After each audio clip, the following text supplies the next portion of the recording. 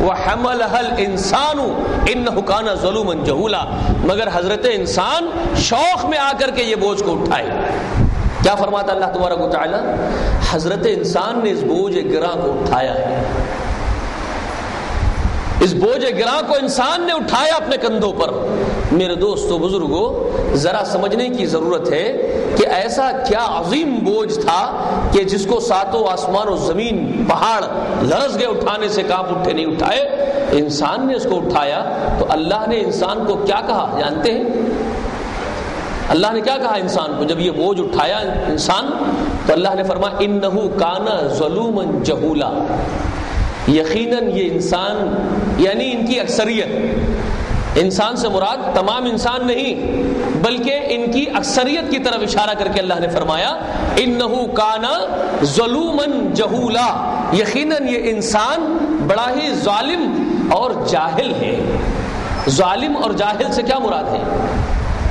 اس کا ظلم کیا ہے اور اس کا جہل کیا ہے؟ انسان کا ظلم یہ ہے کہ اتنے بھاری بوجھ کی ذمہ داری کو اٹھا تو لیا ہے لیکن اس کا حق نہیں ادا کرے گا، تو جو اس کی ذات پر عذاب ٹوٹے گا اللہ تعالیٰ کی، اللہ تعالیٰ کا جو قہر اس کے اوپر ہوگا، اللہ کا جو غصہ اور غضب اس کو جھیلنا پڑے گا، اس کو اس کا اندازہ نہیں ہے کہ وہ کیسا غضب ہوگا اللہ تعالیٰ کا، کیسا غصہ ہوگا اللہ تعالیٰ کا، جو اس انسان کو برداشت کرنا پڑے گا، سزا ہوگی اس کو اللہ تعالیٰ کی طرف سے۔ تو اس نے اپنی چھوٹی سی جان پر ظلم کیا ہے، انسان نے اپنی بہت معمولی اور چھوٹی جان پر بہت بھاری ظلم کیا ہے کہ اس ذمہ داری کو تو شوق میں آ کر کے اٹھا لیا لیکن اس کا حق پھر ادا نہیں کیا، پھر اس کا حق نہیں ادا کیا۔ آپ غور کر رہے ہیں میں کیا کہنا چاہتا ہوں؟ توجہ ہے، کتنا بھاری بوجھ اٹھایا ہے، اللہ کا جو عذاب ہوگا وہ عذاب کا اندازہ بھی نہیں ہے، تو اس چھوٹی سی جان پر، بہت معمولی جان پر اتنا بڑا اللہ تعالیٰ کا غضب کیسے جھیلے گا؟ جس غضب سے ساتوں آسمان کانپ رہے تھے، جس غضب کے سامنے زمین تھرا رہی تھی، جس غضب کے آگے پہاڑ ریزہ ریزہ ہو رہے تھے، تھرا اٹھے تھے، یہ معمولی انسان، ضعیف انسان، کمزور، اتنے بھاری اللہ کے عذاب کو کیسے برداشت کرے گا؟ تو یہ صرف شوق ہے اس کا، اور جہل کیا ہے اس کا؟ اس کا جہل یہ ہے کہ اس کو شوق زیادہ بھا گیا اس ذمہ داری کا، یہ اس کی جہالت ہے کہ ذمہ داری کے شوق میں آیا۔ آپ دیکھیں انسان کی فطرت بالکل ایسی ہی ہے، انسان بڑے شوق میں آ کے ذمہ داریوں کا بوجھ اپنے اوپر لاد لیتا ہے۔ عہدوں کے لیے کیسی جلد بازی کرتا ہے انسان، دیکھیں آپ دیکھ لیجیے، ذمہ داریوں کے لیے، عہدوں کے لیے بہت جلد انسان آگے بڑھ جاتا ہے، بہت جلد عہدے حاصل کرنے کی جستجو کرتا، جدوجہد کرتا ہے۔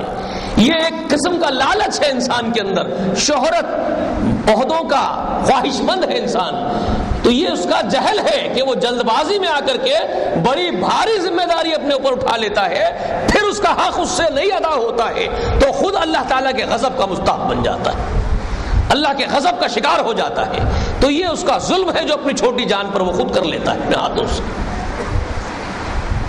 تو یہ جو دین اللہ تعالیٰ نے یہ بندگی کی شکل میں جو رکھا ہے، یہ کوئی معمولی لفظ نہیں ہے اللہ کی بندگی اور عبادت، یہ بہت بھاری لفظ ہے اللہ کی بندگی کرنا، جس کے لیے اللہ نے ہمیں پیدا کیا ہے۔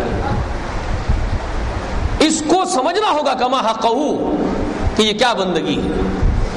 میرے دوست، عبادت، نماز بھی ہے، روزہ بھی ہے، زکوٰۃ بھی ہے، حج بھی ہے، تو آپ کو معلوم ہونا چاہیے عبادت ماں باپ کے ساتھ حسن سلوک کرنا بھی ہے، عبادت پڑوسی کے ساتھ سلوک کرنا بھی ہے، عبادت بچوں کی اچھی پرورش کرنا بھی ہے، عبادت بیوی کے ساتھ بہترین سلوک کرنا بھی ہے، یعنی ہر حکم جو اللہ تعالیٰ نے دیا اپنے بندوں کو، وہ اللہ کا حکم بجا لانا اللہ کی بندگی کرنا ہے۔ اللہ کے ہر حکم کو بجا لانا اللہ تعالیٰ کی بندگی کرنا ہے. سمجھ میں آئی بات؟ نہیں، کوئی معبود نہیں، کوئی دوسرا معبود نہیں ہے. فاعبدونی، میری ہی عبادت کرو. اقیم الصلاۃ، توحید کے فوراً بعد نماز قائم کرو.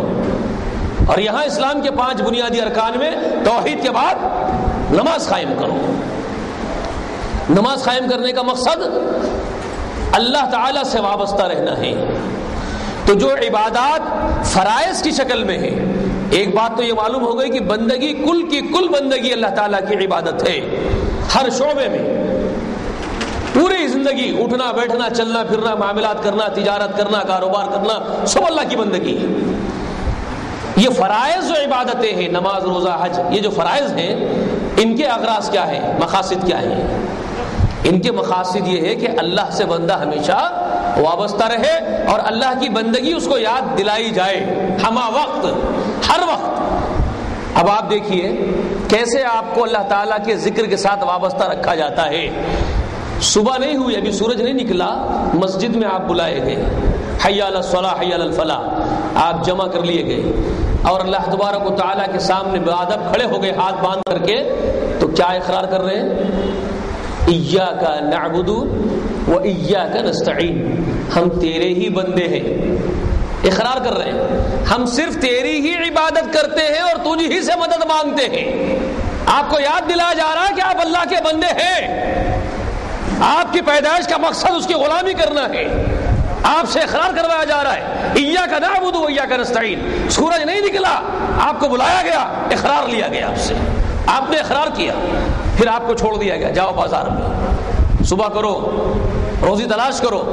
دوپہر ہوتے ہی آپ کو پھر پکارا گیا حی علی الصلاۃ، چلے آؤ نماز کی طرف. آپ جمع ہو گئے، پھر آپ بادب ہاتھ باندھ کے کھڑے ہو گئے، پھر آپ سے وہی اقرار لیا گیا ایاک نعبد و ایاک نستعین. ہم اقرار کرتے ہیں آپ کے بندے ہونے کا، ہم آپ ہی کے بندے ہیں، آپ ہی کی عبادت کریں گے، آپ ہی سے مدد مانگیں گے. دوپہر کو آپ سے اقرار لیا گیا، بتایا گیا کہ دیکھو صبح سے دوپہر تک تمہاری زندگی گزری، اس میں گڑبڑ نہ ہونے چاہیے، نہیں ہونی چاہیے، تم غلام ہو اللہ کے، یاد رہنا چاہیے تم. پھر چھوڑ دیا گیا، فانتشروا فی الارض، پھر چھوڑے گئے آپ. پھر آپ کو شام کو بلایا گیا، عصر کے وقت بلایا آپ کو حی علی الصلاۃ، پھر آپ آئے، پھر وہی آپ سے عہد لیا گیا ایاک نعبد و ایاک نستعین. آپ کو معلوم ہونا چاہیے آپ غلام ہیں اللہ تعالیٰ کے، آپ بندے ہیں. اقرار کرنا ہے آپ کو، آپ نہیں بھولیں گے. آپ نے اقرار کیا، پھر مغرب میں بلائے گئے، پھر آپ کو مغرب میں بلایا گیا، مغرب میں آئے، پھر اقرار لیا گیا ایاک نعبد و ایاک نستعین، ہم تیرے ہی بندے ہیں، تیری غلامی کریں گے. پھر اندھیرا ہوا، عشاء کے وقت بلایا آپ کو، پھر وہی اقرار آپ سے لیا تیرے ہی بندے ہیں، ایاک نعبد و ایاک نستعین. میرے دوست، دن بھر میں بار بار آپ سے یہ عہد و پیمان لیے جا رہے ہیں، یاد دلا رہے ہیں آپ کو آپ پیدا کیوں کیے گئے، کیوں پیدا کیے گئے آپ جی؟ بندگی کے لیے. وما خلقت الجن والانس الا لیعبدونی، میری عبادت کے لیے میں نے تمہیں پیدا کیا ہے. دن بھر یاد دلا رہا ہے آپ کو. صبح نہیں نکلی، بلایا، عہد و پیمان لے لیا آپ سے. دوپہر ہوئی، آپ کو بلایا، عہد و پیمان لے لیا. شام ہوئی، آپ کو بلایا، عہد و پیمان لے لیا. مغرب ہوئی، آپ کو بلایا. عشاء اندھیرا ہوا، آپ کو بلایا. روز مرہ آپ 5 مرتبہ بلا کر کے اللہ سے عہد لیے جاتے ہیں کہ ہم تیرے غلام ہیں، تیری غلامی کریں گے. تو یہ ہے لذکری. نماز اس لیے قائم کرنا ہے کہ آپ اللہ کی یاد تازہ رکھیں، آپ یہ بات کو ہمیشہ تازہ رکھے، تر و تازہ رکھے کہ آپ غلام ہیں اس کے، آپ آزاد نہیں ہیں، خود مختار نہیں ہیں، آپ خود فیصلے کرنے والے نہیں ہیں. آپ تو صرف غلام ہیں، جو حکم ہوگا اس کی پابندی کرنا ہے. بات سمجھ میں آ گئی نا میرے دوستوں؟ اور مدد بھی صرف تجھی سے مانگتے، تیرے ہی فقیر ہے، پھر توڑتا بھی چلا جا رہا ہے بار بار. تو اس سے بڑا دھوکے باز فریبی کوئی ہو سکتا؟ کوئی زندگی میں ایک وعدہ توڑے تو اس کو آپ کیا بولتے ہیں؟ فاسق ہے، وعدہ توڑنے والا ہے، وعدہ کرا توڑ دیا. مگر جو آدمی 5 مرتبہ وعدہ توڑ دے دن بھر میں اور روزانہ توڑ دے ایسے ہی، اس کو کیا بولیں گے جی؟ تو نماز کا مقصد بندگی کو یاد دلانا ہے، اللہ کے غلام ہے یہ یاد رکھانا ہے. اصل یہ اصل نماز کا مقصد ہے. اور اس میں بڑی شفقت بھی ہے، بہت شفقت ہے۔ آپ غور کریں، موسیٰ کلیم اللہ علیہ السلام کے اوپر 2 نمازیں فرض تھیں۔ اللہ کا احسان دیکھیے، محمد رسول اللہ علیہ وسلم کو جب عرش پہ بلائے تو 50 نمازیں فرض کرے، عرش پہ 50 وقت کی نمازیں بولے۔ کلیم اللہ علیہ السلام تو واپس بھیجا دیے تھے بیچارے، جب نیچے اترے آپ صلی اللہ علیہ وسلم 50 نمازیں لے کے، تو کلیم اللہ علیہ السلام بولے تھے موسیٰ علیہ السلام 50 کیسا پڑھتے، میری امت 2 نہیں پڑھ رہی تھی۔ تو آپ صلی اللہ علیہ وسلم پھر واپس گئے، الغرض یہ اخیر میں کتنے ہوئے، 5 ہو گئے، اخیر میں 5 رہ گئے۔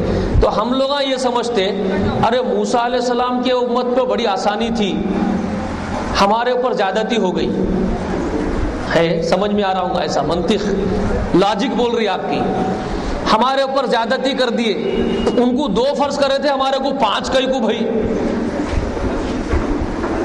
یہ کیسی ناانصافی ہو رہی۔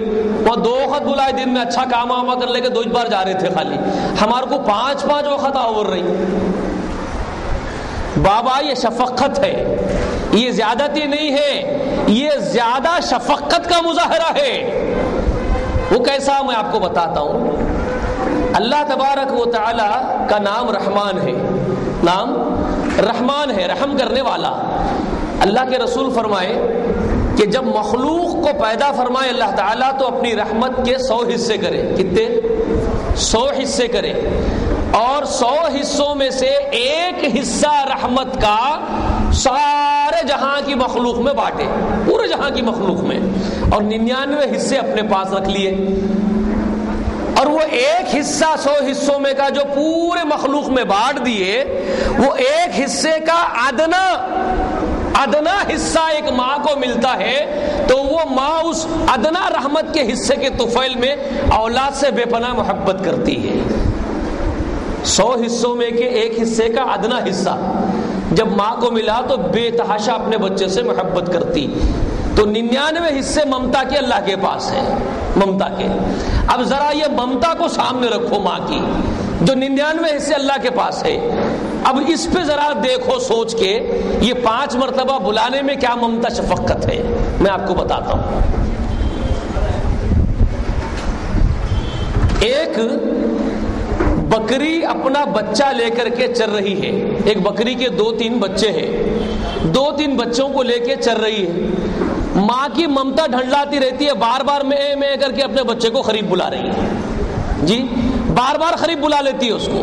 ذرا بچہ چرتے چرتے دور چلا گیا تو پھر اپنے قریب بلا لیتی، کیوں کہ کوئی کتے آئیں گے، بھیڑیے آئیں گے، میرے بچے کو پھاڑ دیں گے، کاٹ دیں گے، قریب بلا لیتی نا، بار بار قریب بلا لیتی۔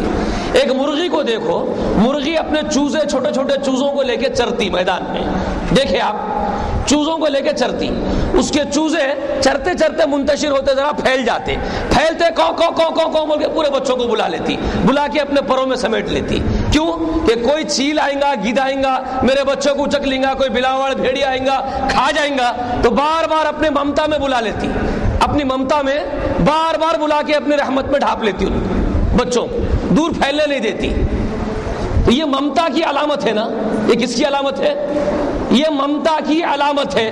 اب رب کی ممتا دیکھیے اپنے بندوں سے، میرے بندوں کو وہ بھیڑیا ان کا دشمن اچک لے نہیں جائیں گا، کہیں مار لیں گا بغل میں، تو دن میں صبح نکلنے سے پہلے اپنی رحمت میں بلا لیتے، دوپہر ہوتے ہی پھیل جاؤ زمین پہ، کھاؤ پیو، دوپہر ہوتے پھر بلا لیتے، آجا آجا میری ممتا میں آ جاؤ، میری رحمت میں آ جاؤ، کہیں بھیڑیا اچک لیں گا، پھر بلا لیتے، پھر شام ہوتے ہی بلا لیتے، پھر مغرب ہوتے ہی بلا لیتے، پھر عشاء ہوتے ہی بلا لیتے، بار بار اپنی رحمت میں بلا لے رہے۔ تو یہ بار بار بلانا شفقت ہے کہ زحمت ہے؟ جی یہ شفقت ہے، زحمت نہیں ہے۔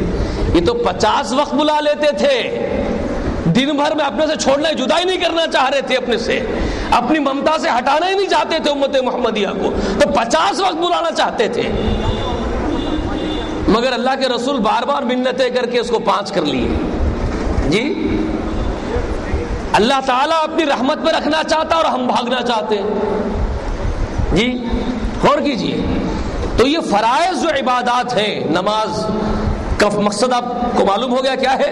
اللہ کی یاد ہمیشہ تازہ رکھنا، یہ بات یاد رکھوانا ہے آپ کو کہ آپ اللہ کے بندے ہیں، غلام ہیں، اللہ کی بندگی کریں.